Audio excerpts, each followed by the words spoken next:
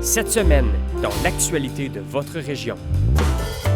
Un regroupement citoyen dans une mission pour sauver un boisé. Les gens sont peut-être pas assez au courant de ce qui nous reste comme zone tampon puis comme zone de verdure.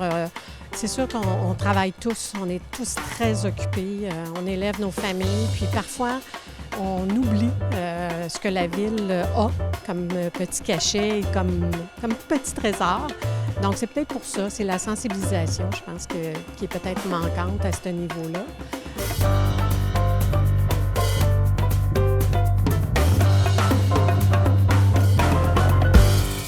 Bienvenue à Babillard.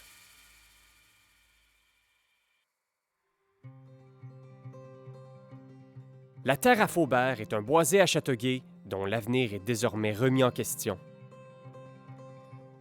À risque d'être rasé pour faire place à des tours à logement, nous nous sommes entretenus avec des citoyens qui se portent à sa défense, dont Chantal Payan du groupe Boisé et Écologie Châteauguay. On a décidé de lancer une campagne pour sauver la terre à Faubert parce que ce terrain-là, comme on le sait, c'est le dernier grand milieu naturel urbain à Châteauguay. C'est une ancienne terre agricole dézonée en 2022 à la demande du promoteur et de la ville pour y construire près de... En tout cas, là, il y a eu toutes sortes de chiffres de lancés, mais on parle de la densité de 100 logements par hectare. Il y a 28 hectares là-dedans, fait que calcul. Ça fait 2800 potentiels. Là, la ville dit ça va être 1500, 2000. Le chiffre de 2600 court aussi. Alors, c'est des milliers de logements, OK? On s'entend. Cette terre-là, c'est une des meilleures terres agricoles au Québec. Hein? Je veux dire, toutes les terres en Montérégie sont de très, très bonnes terres. Elle a été classée 2, catégorie 2, donc c'est une bonne terre agricole. L'UPA était opposée au dézonage pour ces raisons-là. Elle aurait pu servir à des projets d'agriculture urbaine. D'ailleurs, on a fait des démarches pour essayer de partir des projets. Il y a beaucoup d'intérêt pour ça. On est rendu ici parce que depuis 2 ans, notre groupe, qui s'appelait au départ Comité pour la conservation des boisés du chemin Saint-Bernard et qui est devenu Boisé Écologie Châteauguay, tente de convaincre la ville et le maire et le conseil qu'on ne peut plus continuer à développer et à penser notre aménagement du territoire comme on le faisait dans les années 80. T'sais. Aujourd'hui, avec la réalité climatique, les communautés doivent se donner des outils pour être plus résilientes, pour faire en sorte que les services publics puissent gérer les catastrophes naturelles, genre pluies diluviennes, les grands vents, ce genre de choses-là qu'on va vivre et qu'on vit déjà là, beaucoup plus qu'il y a 20 ans, mettons. J'ai grandi ma vie ici, donc j'avais jamais entendu parler de problématiques de personnes, de maisons qui ont été inondées par des pluies. Depuis un bout de temps, dans la famille très proche, c'est arrivé des sous-sols entiers qui sont obligés de refaire. C'est une peur perpétuelle pour ces gens-là. Et c'est pas juste à une rue, c'est plusieurs rues. C'est une peur perpétuelle à chaque fois qu'il se met à pleuvoir fort. Tellement que ça déteint sur moi où je me dis, je vais aller vérifier dehors par les plus fortes pour être sûre que tout va bien. Puis dans les dernières pluies qu'on a eues cet été, aucun problème. Ici, c'est une zone tampon incroyable qui absorbe, en tout cas, qui doit absorber très bien l'eau. Ça ruisselle et chez nous, même le terrain devient rapidement sec. C'est pas un problème d'accumulation d'eau. Donc, c'est un souci, je pense, d'avoir cette problématique-là perpétuellement de possibilité d'inondation.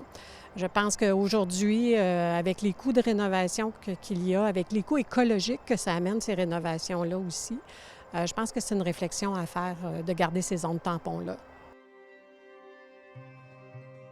Ici, sur 28 hectares, ils disent qu'ils vont en préserver un petit bout, là, au milieu, là-bas. Mettons qu'ils en préservent 8 hectares. On est généreux, là. Il va rester 20 hectares, une vingtaine d'hectares qui va être complètement imperméabilisé. Autrement dit, cette eau-là, il va falloir la gérer, là. Puis même les toits vont être plats. C'est des toits plats. Fait que l'eau des toits s'en va où? Elle s'en va dans un drain. Qui s'en va où après? Bien, elle s'en va dans notre réseau. Notre réseau déborde déjà à Châteauguay, là. Il y a 3 ans, il y a un rapport, le rapport Sabourin, sur l'état des réseaux d'égouts pluviales et sanitaires qui dit ils prévoyaient déjà dans le temps, juste pour se mettre un peu à jour, même pas pour prévoir tous ces nouveaux développements-là. Là. Il y en avait pour 100 millions de travaux. 100 millions en dollars de quelques années. Aujourd'hui, on est plus proche de 150. Avec les changements climatiques, avec les pluies diluviennes qu'on reçoit, combien de centaines de milliers de dollars, de millions de dollars devrons-nous dépenser pour essayer de contrôler un peu tout ça? C'est impossible, ça n'a aucun sens. Fait que préservons les infrastructures naturelles comme ça. Puis c'est important. La même chose, je disais la même chose aux gens de Léry, tout le long, au-dessus, au nord. Vous êtes dans le bas de la pente. Vous êtes là, tout en haut de la pente, c'est un milieu naturel qui absorbe de l'eau, qui gère tout ça, qui purifie l'eau, qui fournit de l'eau aussi pour si jamais vous voulez boire de l'eau.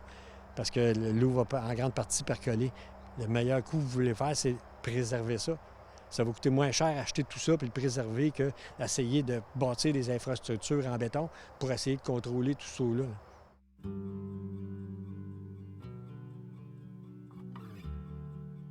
Protéger nos milieux naturels, ces milieux-là servent d'éponge pour absorber les surplus d'eau. Ça fait que les infrastructures municipales ont moins besoin c'est-à-dire sont moins sollicitées. Alors, ça aide à l'écoulement de l'eau, ça absorbe la pollution qu'il y a dans l'atmosphère, qu'on envoie par nos automobiles et tout, là. Il faut qu'on se dirige vers une société qui est résiliente, c'est-à-dire qui est capable, qui est mieux en mesure de faire face aux défis qu'on aura à affronter de plus en plus. Ces défis-là nous envoient un message comme quoi il faut modifier notre mode de vie. Ce que font des groupes, là, comme ceux qui sont engagés dans le projet actuel pour la protection de ce bois-ci, ça contribue à ce qu'on devienne une collectivité qui est plus résiliente. La Ville dit on va densifier là, on va construire 2000 logements. C'est ça que le gouvernement nous dit de faire, densifier. Mais ce n'est pas tout à fait juste. Le gouvernement a dit, dans ses orientations en aménagement du territoire, oui, la densification, mais là où c'est déjà bâti, là où il y a déjà des services d'aqueduc et d'égouts de construits. Parce que si on a à construire tous ces services-là, les rues, c'est de l'étalement urbain. C'est à proscrire maintenant. On ne peut plus faire ça. Il faut garder nos milieux naturels restants pour les raisons que je vous ai expliquées tantôt. On en a besoin pour être résilient par rapport au changement climatique. Quand on dit également que c'est un mauvais projet dans le mauvais endroit, c'est que c'est le long d'une autoroute.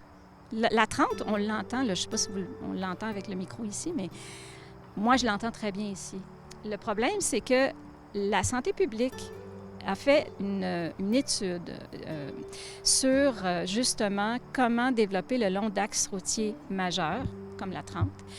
Et c'est clair qu'on dit là-dedans qu'on ne construit pas des logements à côté d'une autoroute, surtout pour en faire des murs anti-bruit. La Ville, son projet, c'est de construire des étages, des édifices de 6 à 8 étages le long de la 30. Ça va faire un mur anti-bruit pour le restant du quartier et des autres constructions qu'il va y avoir dans la terre à Faubert.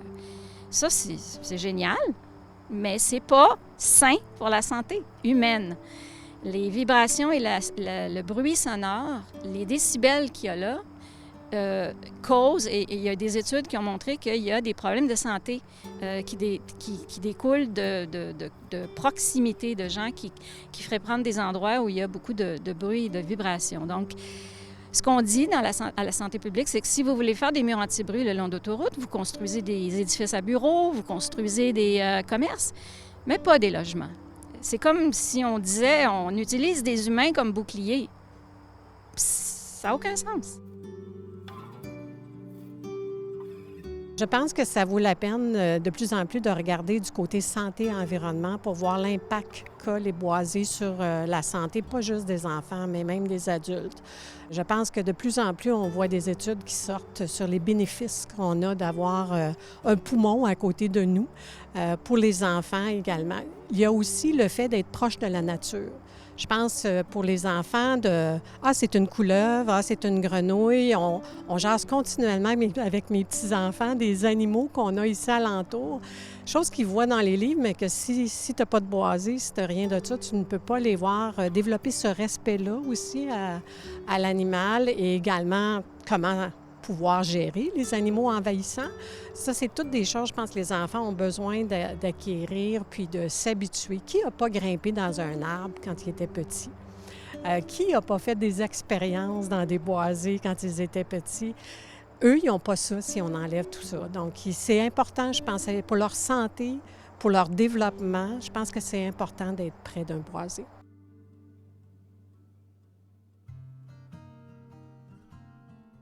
C'est documenté que les espaces verts en milieu urbain, c'est sain pour la santé. Ça a des impacts importants. Les gens qui vivent à côté de milieux verts, ils sont portés à sortir et à aller se promener dans les milieux verts, donc à faire de l'exercice.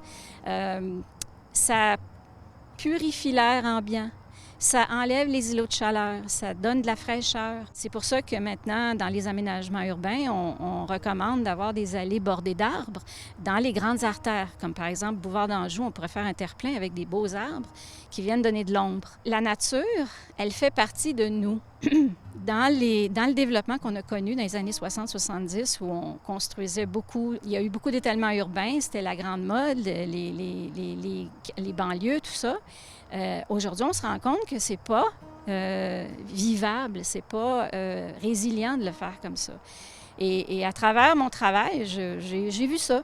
Alors aujourd'hui, j'essaie d'agir. Je ne pouvais pas le faire comme journaliste. On a un devoir d'objectivité puis de montrer tous les côtés d'une médaille puis toutes les positions. Là, aujourd'hui, j'ai la possibilité d'utiliser mes connaissances pour pousser une des visions que je trouve qui est importante et qui est essentielle maintenant, surtout avec la crise climatique et de la biodiversité, c'est-à-dire la protection des milieux naturels, même en milieu urbain. On a, comme je vous l'ai dit tantôt, des objectifs d'atteindre 30 % de protection de nos milieux naturels partout au Québec. Dans les milieux urbains, il y a beaucoup de travail à faire pour y arriver, là. On parle aussi de la crise du logement. La crise du logement, c'est pas juste le nombre de logements, c'est les types de logements abordables qui ne sont pas disponibles. Puis c'est pas ce qu'ils vont faire ici. Là. Il n'y a pas de logement abordable de prévu, il n'y a pas de logements sociaux de prévu, il n'y a rien de ça. Fait que ça va être des logements. Des logements à 2000 à Châteauguay, c'est facile à trouver. Là. Il y en a. C'est pas ça qui manque. À 1000 $, ouais, vraiment, c'est le plus rare. Tout ce qu'on dit sur la qualité de l'air, sur la qualité, sur les nuisances sonores, comment ça peut déranger la santé des gens, bien, c'est documenté, c'est sûr, là, on n'a pas inventé ça, ces affaires-là. Là. Puis là, tout à l'auto, c'est dans le discours qui s'en vient. Là. Le gouvernement a adopté les nouvelles orientations gouvernementales en aménagement de territoire l'année passée. Il parle d'un milieu de vie complet, pas fini les quartiers tout à l'auto, des milieux de vie complets, c'est ça qui est important.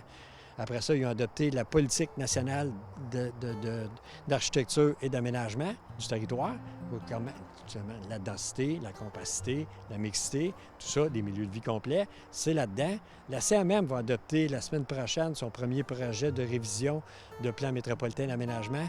Ils vont axer beaucoup là-dessus, les milieux de vie complets, fini la densité mur à mur dans des coins pas d'allure où ça prend l'auto pour faire n'importe quoi. Là. Fini ça, cette affaire-là, on s'en va pas. Là. Pendant ce temps-là, Châteauguay, on dirait qu'on se dépêche à faire un mauvais coup là, avant que ça soit interdit par la loi. Là. Attendons, on n'a pas si besoin de ça, de développer ça. Là. La première année, le maire nous écoutait beaucoup. On a eu l'occasion de le rencontrer à plusieurs reprises et ça, c'était super apprécié. Parce qu'on avait l'impression qu'il nous écoutait puis qu'on faisait du millage avec les arguments qu'on avançait. Mais depuis, je vous dirais 1 an, là, c'est depuis en fait la pétition, il y a comme moins d'écoute. Je pense que le maire juge qu'on est,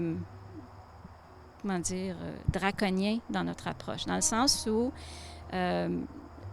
il a interprété la pétition comme si on voulait tout arrêter les développements à Châteauguay. Peut-être qu'on a mal véhiculé notre message, peut-être la faute nous revient là-dessus, puis j'en prends toute la responsabilité parce qu'on a développé ça en groupe, mais je veux dire, c'est moi qui est la responsable, donc j'en prends la responsabilité, mais c'est pas du tout le message et on a essayé de faire comprendre au maire et au conseil que non, ce qu'on demande, c'est juste une pause dans les milieux naturels, le développement dans les terrains naturels. On ne dit pas d'arrêter le développement à Châteauguay.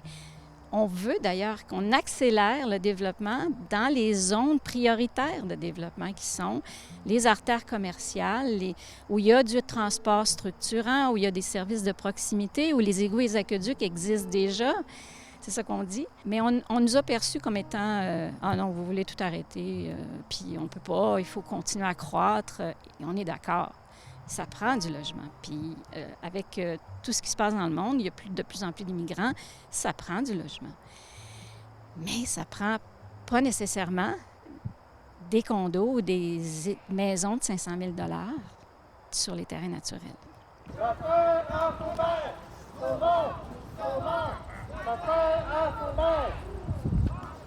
La raison pour laquelle il y a eu une manifestation, c'est que je crois que c'est important de montrer à nos élus qu'on n'est pas juste nous à dire ça.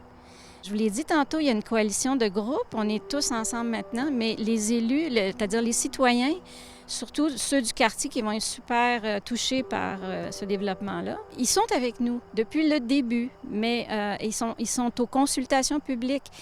Mais le maire et le conseil semblent dire que les consultations, c'est pas pour entendre qu'on n'en veut pas, c'est pour nous donner des idées comment faire ça.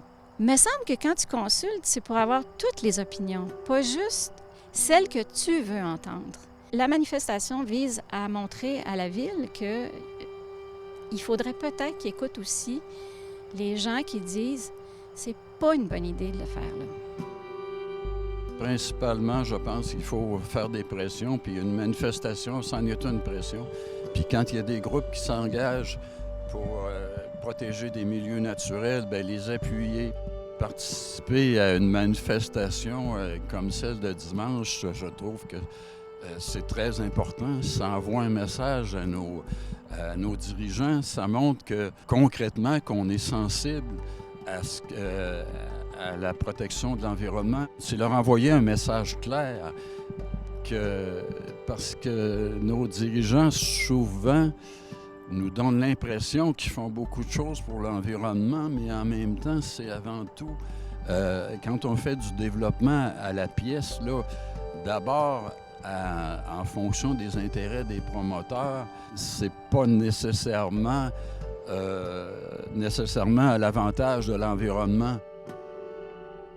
On dirait qu'ils font tout pour décourager là, la participation des citoyens pour vrai. Là. C'est sûr, des fois, ils nous invitent à participer, mais dans un cadre bien précis. On remplit des petites cases, puis tout ça. Mais les discussions plus larges, bien, sont rarement permises. C'est ça. Puis en plus, c'est pas tout le monde qui sont conscients de la valeur des milieux naturels. Il y en a qui ne vont jamais dans la forêt, puis qui n'iront pas jamais de leur vie, puis ils ne savent pas.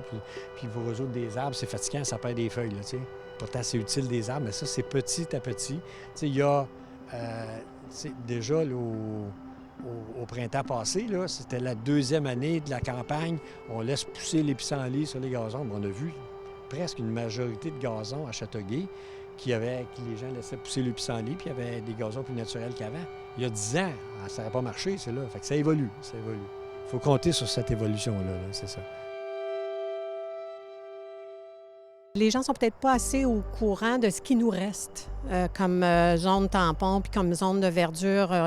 C'est sûr qu'on travaille tous, on est tous très occupés, on élève nos familles, puis parfois on oublie ce que la ville a comme petit cachet, comme petit trésor. Donc c'est peut-être pour ça, c'est la sensibilisation, je pense, qui est peut-être manquante à ce niveau-là. Les gens aussi aiment bien profiter des moments qu'ils ont, je pense au parc Fernand-Séguin, entre autres, où les gens vont régulièrement, ça attire des gens de l'extérieur. Moi, je me dis, je l'ai en face de moi. Alors, mais peut-être que c'est un bien pour un mal. Les gens ne sont pas trop au courant du boisé ici, mais il y aurait d'autres façons, je pense, de pouvoir maximiser ce boisé-là pour que ce soit très attractif et que ce soit bénéficiant pour les citoyens de la ville, au-delà d'être un poumon pour la ville, pour l'autoroute, d'être une zone tampon. Je pense qu'il y a beaucoup plus que ça qui pourrait être fait avec ce boisé-là. Les gens sont sensibilisés en général à l'environnement, mais on dirait que quand vient le temps de poser des gestes, ça semble plus difficile. Il y a une sensibilisation, il y a une éducation à faire, il y a des liens à faire entre les gestes qu'on pose dans la vie de tous les jours, puis les conséquences sur l'environnement. On ne fait pas toujours les liens. Puis en même temps, c'est pas seulement qu'au niveau individuel, il faut que les gouvernements de tous les niveaux embarquent pour nous aider à transformer notre mode de vie. En fait, on voudrait même qu'ils fassent un autre projet là-dedans, de l'agriculture urbaine dans la ferme, par exemple. Mais là, la ville veut la démolir, la ferme. Cette ferme ancestrale, qui est un patrimoine unique à Châteauguay, selon le ministère de la Culture qui a fait l'analyse du dossier. Mais la ville dit que ça vaut rien, puis c'est un enjeu de sécurité, puis il faut démolir. C'est une autre page et pan d'histoire de la ville qui va disparaître avec cette démolition. Pourtant, ça pourrait servir à des projets intéressants parce que c'est pas vrai que les bâtiments sont un enjeu de sécurité. Le ministère de la Culture n'en voit pas d'enjeu de sécurité, donc ne voit pas de justification de démolir ça rapidement. Même a suggéré à la Ville de citer cet ensemble patrimonial. La Ville a le droit de citer un ensemble patrimonial pour le protéger. Donc, le ministère lui a rappelé ça et lui a même dit que tu peux le protéger par d'autres moyens. Ça, c'est un autre enjeu qui nous touche, la disparition de cette ferme. Moi, je la trouve magnifique parce que c'est vrai que ça ne paye pas de mine quand on la regarde maintenant. Elle a été beaucoup affectée, altérée au fil des ans. Mais la structure, la construction, ça date de 1890. C'est juste unique à Châteauguay. La grange est unique à Châteauguay.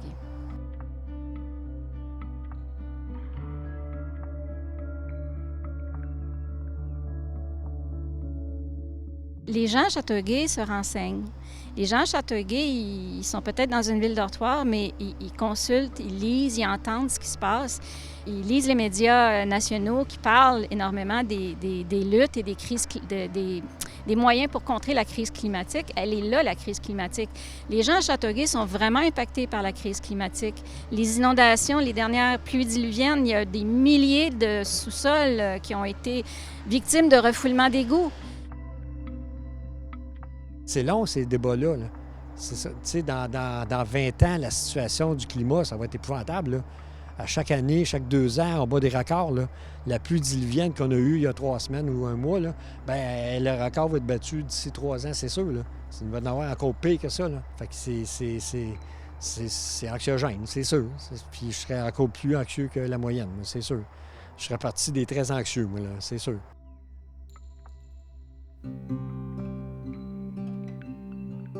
Quand on couvre des choses qui sont du vivant, c'est ce qui vous permet à vous et à moi de survivre sur cette terre. J'ai découvert également qu'on ne peut pas faire fi du vivant, parce que si on détruit le vivant, on se détruit soi-même.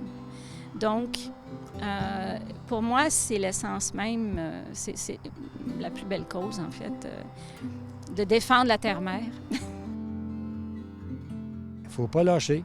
Ah oui, c'est sûr. Il faut que ça se passe comme il faut que ce soit pacifique, il ne faut pas faire de gaffe, il ne faut pas péter de fenêtre, rien, là. Il ne faut pas mettre le feu nulle part, là.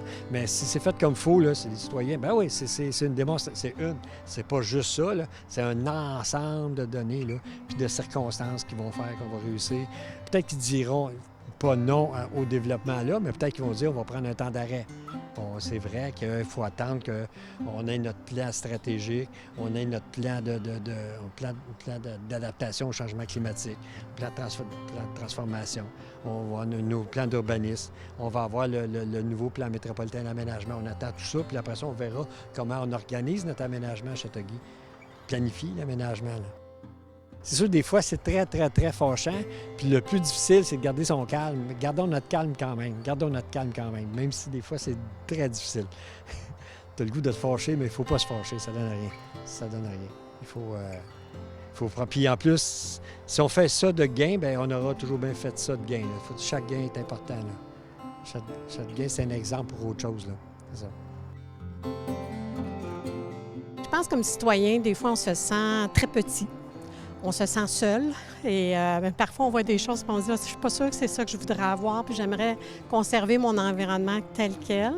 Je pense que pour ces gens-là, ça vaut la peine de regarder. Il y a des regroupements qui vont vous aider à conserver ce que vous avez, la raison de votre achat de la maison, dans le fond, la raison de pourquoi vous êtes venu ici. Je pense que vous n'êtes pas seul. Il faut regarder et se joindre ensemble pour pouvoir essayer de préserver la raison pour laquelle on a acquis un bien ici à Châteauguay. Bien, ne lâchons pas, puis travaillons ensemble pour un avenir meilleur.